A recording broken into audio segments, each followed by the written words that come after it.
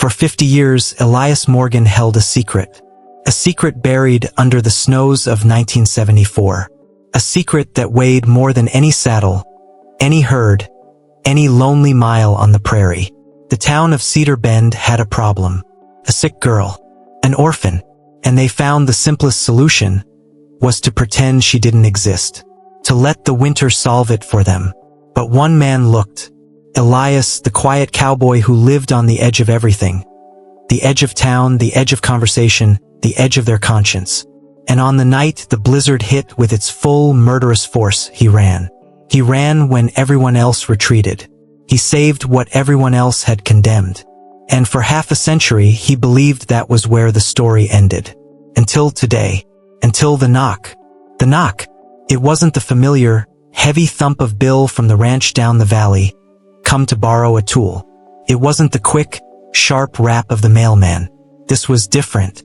A sound that didn't belong in the quiet symphony of his isolation. He saw a stranger. A well-put-together woman who looked like she belonged in a city magazine. Not on the weathered planks of his porch in the middle of nowhere. But as his eyes, still sharp as a hawk's despite the years, traced the line of her jaw, the slight upturn of her nose, the particular way she held herself. A ghost from a buried past flickered behind his eyes. Impossible. The memory hit him like a physical blow. A cold gust from that long-ago blizzard right here in his warm hallway. Lily, the name, unspoken for decades, screamed in the silence of his mind. But it couldn't be. That child was a story that ended. A sad, closed chapter. This woman, she was real. She was here.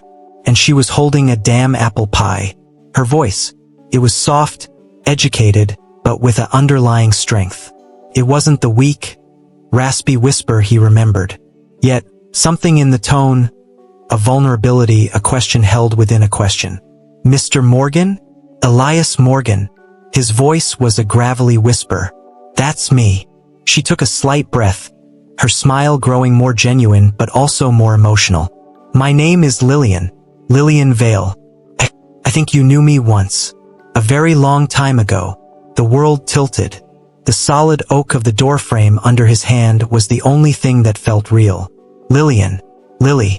The name was a key turning in a rusted lock, and behind it, a floodgate of images, sounds, and smells he had spent a lifetime carefully walling up began to tremble. He let her in. Wordlessly. What else could he do?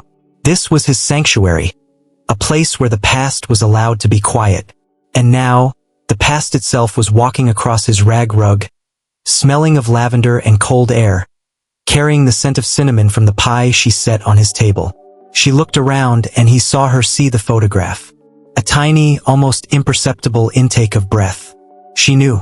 The silence in the room was a living thing. It was filled with 50 years of absence, of a story one of them had lived and the other had only survived. Where do you begin? Elias's mind, against his will, was dragged back.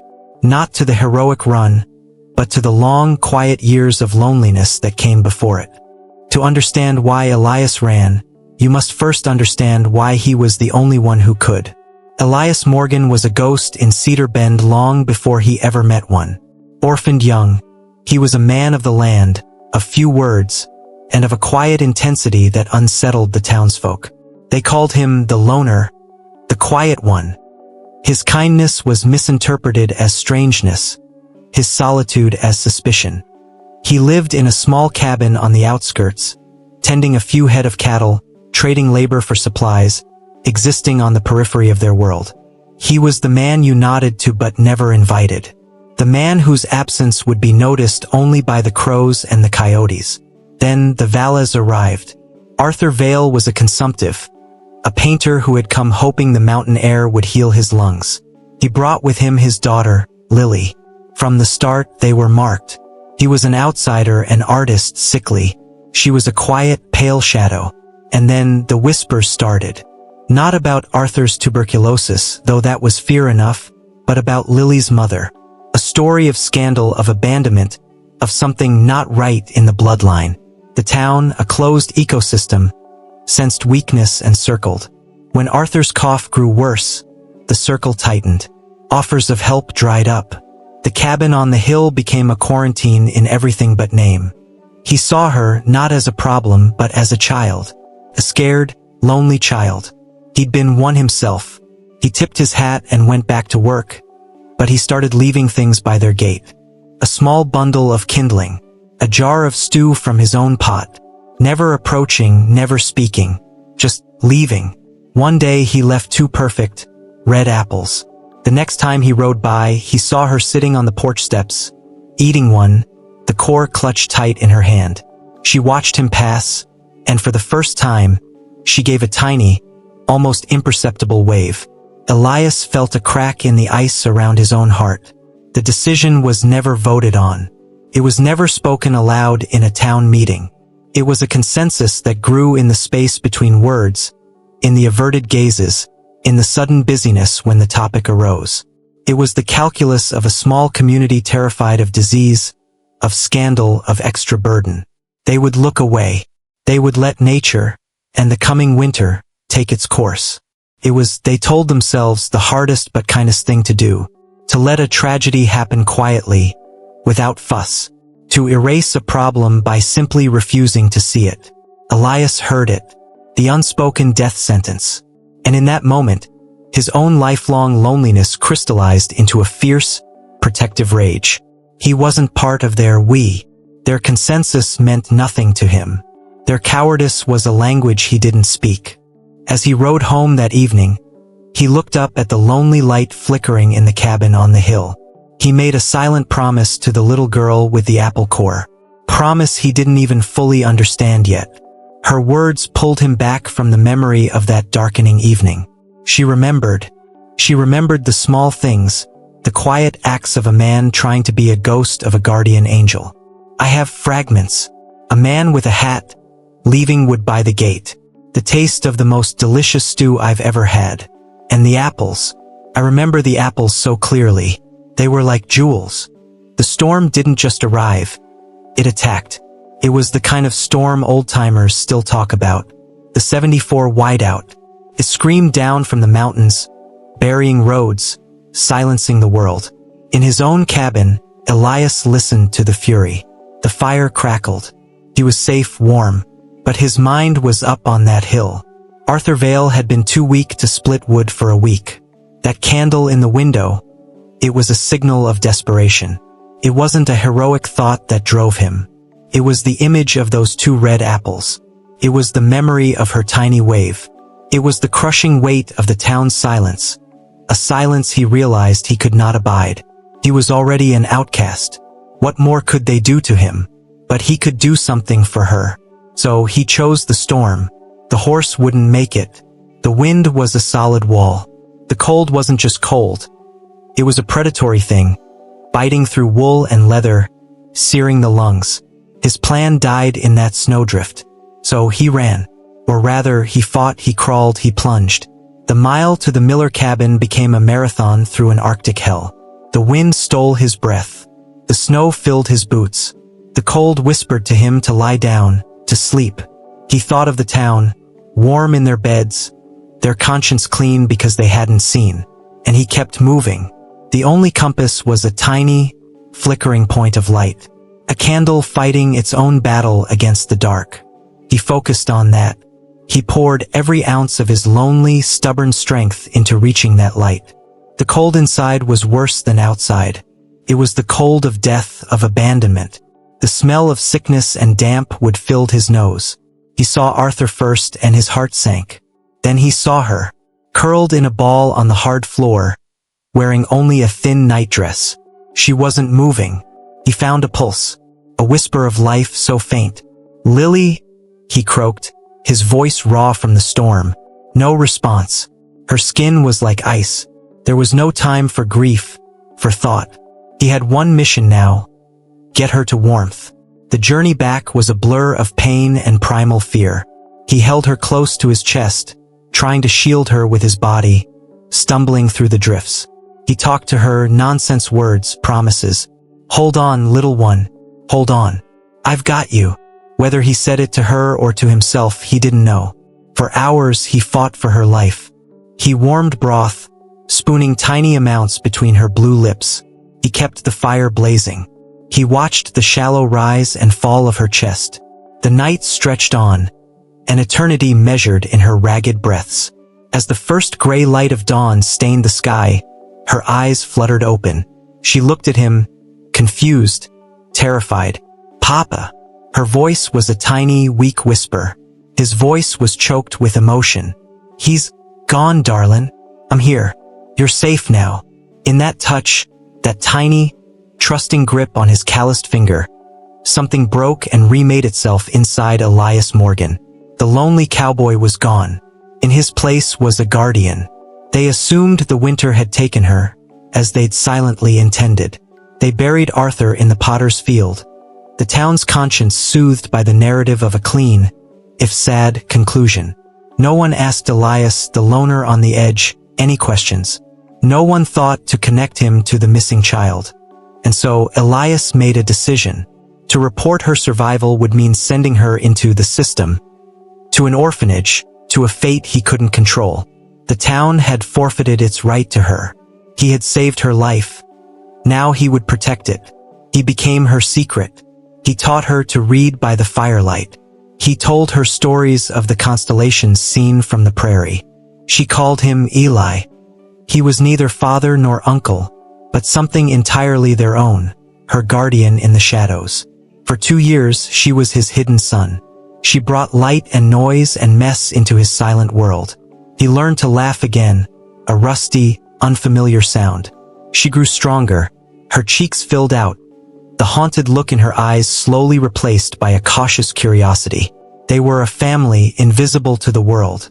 But Elias knew it couldn't last forever. She needed school, a future he couldn't provide from a hidden cabin. The most painful act of love is often letting go. He prepared the story, forged the papers with a shaking hand, and broke his own heart to mend hers. He told her one evening as they washed dishes, "Lily girl, you're gonna go on a trip to some real nice people. They've got a house with other children, and a school with books taller than you." Her face crumbled. "You're coming too." He knelt, took her small hands. "I can't, darling. This is my place. But your place is bigger. It's out there. And no matter where you go, you carry this right here." He tapped her chest, over her heart. "And you carry me right there. Always." Lily cried silently, throwing her arms around his neck. He held her tight, his own tears falling into her hair. And just like that, the light went out of his world. The silence returned, deeper and more profound than before. He kept her room exactly as she left it. The sepia photograph on his mantle was his only companion. For 50 years, he wondered, was she happy? Was she safe? Had the world been kind to her? He lived with the ghost of her memory, a bittersweet presence in every corner of the cabin. Back in the present, Lillian had tears streaming quietly down her face. "I remember the car. I remember being so angry at you. For years I was angry. I thought you'd abandoned me too." Her confession hung in the air. It was the truth he had always feared. The foster family, they were good people. They adopted me, gave me their name, Vale. They sent me to college. I became a teacher. I had a life, a good life. But there was always a hole, a memory of a man in a hat, a cold cabin, and a deep, unconditional kindness. She told him of her journey, the search that began after her own children were grown, the dead ends, the sealed records, the persistent memory of a man named Elias Morgan, a cowboy on the edge of Cedar Bend. A month ago, Mr. Henderson, the old storekeeper, he was dying. His daughter, going through his things, found a diary. He wrote about the winter of '74, about the town's decision. And he wrote one line of guilt he'd carried all these years. "Only Morgan looked. Only Morgan acted. I see his horse tracks going toward the hill in the blizzard. We all saw them, and we all chose not to." The validation, after a lifetime of being the outsider, hit him. He closed his eyes, a deep sigh shuddering through him. "She tracked me down, gave me the diary, and it led me here, to you, the final piece of the puzzle." the town's silent witness to his courage, buried in a diary of regret. Lillian reached into her bag and pulled out a small, worn cloth doll. The very same one. She placed it on the table next to the sepia photograph. The two objects, separated for half a century, were reunited. I kept her. I called her Clementine. She was my proof that it wasn't a dream. That you weren't a dream. Elias reached out a trembling hand. He didn't touch the doll. He touched Lillian's hand where it rested on the table. The physical connection after so long was electric. His voice was thick. You came back. I had to say thank you. To tell you that the lonely cowboy, he saved more than a little girl's life that night. He saved her future. He taught her what kindness is, what courage looks like. Everything good in my life. It started with you running into that storm. The storm was finally over. Not the blizzard of '74, but the long, internal winter Elias had endured. The secret was out, and instead of condemnation, it brought grace. The one person whose opinion mattered had returned, not with accusations, but with gratitude. The circle was closed. She didn't just visit. She re-entered his world. She promised to return with her family. His story would now have a living audience of grandchildren. The lonely cabin on the edge of town was no longer an endpoint. It had become a destination, a place of pilgrimage for a restored love. The town of Cedar Bend looked away. They chose the clean, quiet path of inaction. But one man, living on the edge of their conscience, chose the hard, messy, dangerous path of compassion. For 50 years, he believed his act was a secret. But kindness is never a secret. It's a seed. It may lie dormant in the frozen ground for a season, or for 50 seasons. But it is alive. And when the conditions are right, when a diary is opened, when a memory stirs, when a heart seeks its source, it breaks through. It blooms. It returns to the hand that planted it, not as a seed, but as a forest. Elias Morgan saved a life, and in doing so, he planted a forest of love that would, one day, shelter him in his old age. The world is full of people looking away. Be the one who runs into the storm.